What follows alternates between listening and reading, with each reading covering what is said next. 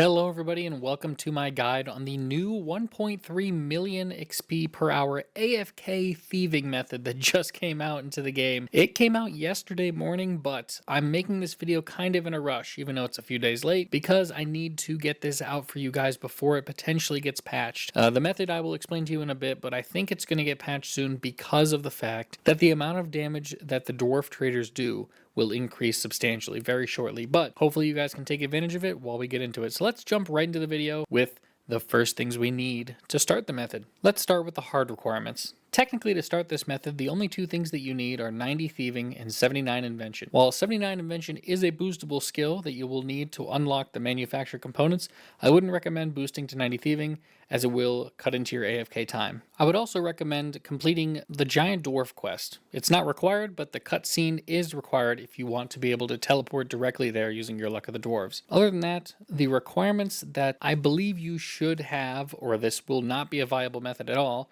is either the exoskeleton outfit from the Prifddinas quest, Plague's End, or the master camouflage outfit from collecting all of the fragments from thieving generally training. You can unlock this at level 20 through the invention skill. Also, the whole purpose of this, you need to have an augmentable item, either an offhand or the new pickpocketing bag or mushroomy bag with the oblivious perk on it. This is vital to the method as it will allow you to no longer be stunned when you are pickpocketing, but you will take 3 times the damage. The last requirement that is absolutely mandatory in this case is the enhanced Excalibur. Honestly, any kind of food will work, but this is a permanent 1 inventory. You can use it every 5 minutes boost. It will heal you back up from all the damage that you take, and it's very easy to use on mobile, which is probably where you're going to be doing most of your gaming with this. Now, in order, stuff that is very important but not vital to the method are first, Sticky Fingers Relic. I was tempted to put this in the actual requirements for this method, however, it isn't that vital.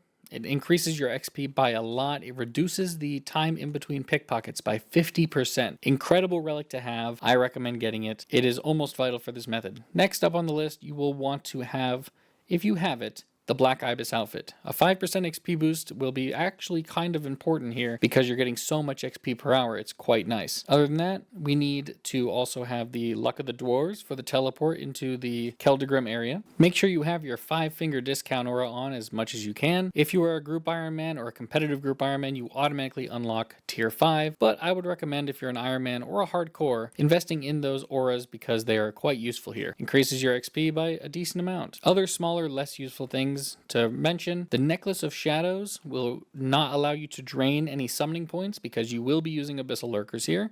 Assuming that you want to get max XP rates per hour, a +4 invisible thieving boost is always nice. And you want to make sure you have your HP cape if you have 99 hit points to double the base health regen. It just prevents you from using your enhanced Excalibur more often than you need to. And last but not least, the time engram from the Memorial to Guthix is more important than you'd think. It'll just produce you free porters as you continue to pickpocket. Now that we have all the requirements out of the way, let's get into the method. Now at this point, this is where the method really starts to differ. You will get, with the setup that I have described to you, about 800,000 XP per hour, maybe slightly less. With that being said, if you have Crystal Mask and Light Form and are consistently using the 5-finger aura, then you definitely will be able to reach upwards of 1.2, maybe even 1.3 million XP per hour. This, I know, is not viable for most people because maintaining prayer points using this prayer or maintaining runes are not something you guys have in store, so I have not included that in the final calculation for my individual XP.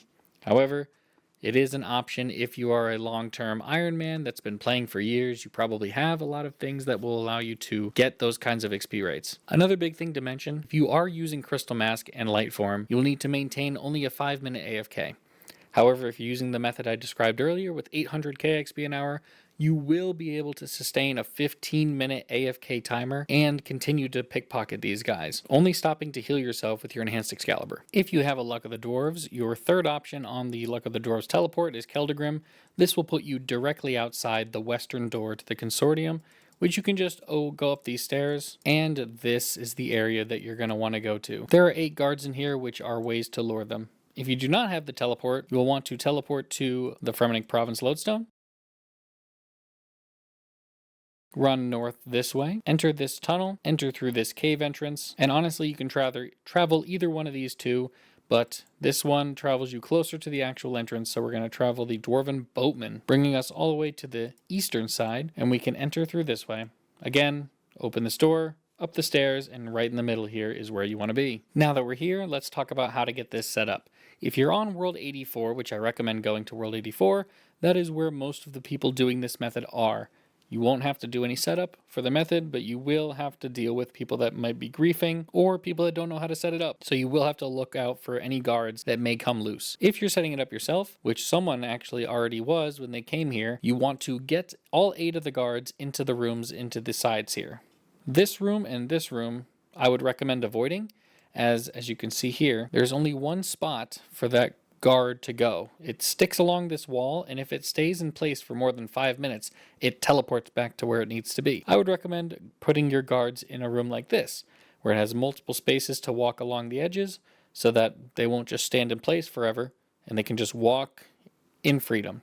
So, since there are 3 guards in this room, and there is actually 1 guard in this room somewhere, right there, that is where we want to send them.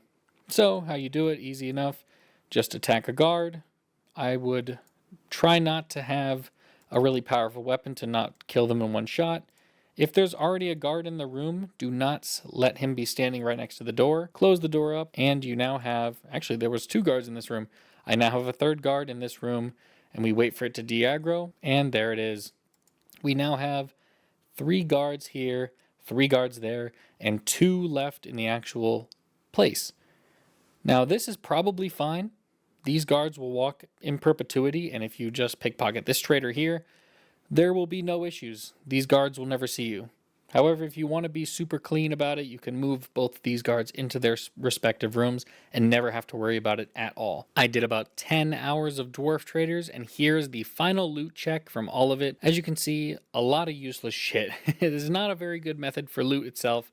Also, I got about 1 million coins in 10 hours, so it's really not a money-making method either. But, as you can see, we have a shitload of seeds. These will not work with the seedicide. They will destroy the seeds, but you will not get any XP for it. I would have gotten 1.5 million farming XP from all of this. However, these will be nice whenever I want to feed chickens or anything else that requires seeds. These are all pretty much useless except for the grapevine, so if you have any use for them, you can definitely use them. Other than that, 846 memory shards. Not a bad haul. That's about 1,000 porter charges, so I will take it. Now let's get into the XP rewards, which is why we're really here. On screen right now are the XP rates that I got over the entire 10-hour session. So divide that by 10 or take off the last digit, and that's how much XP I got about an hour. And as you can see, combined, that is over 800,000 XP per hour. Not a terrible haul and invention XP for something that's super AFK and incredibly good. Again, as a reminder to everyone, we should be doing this method before they remove it.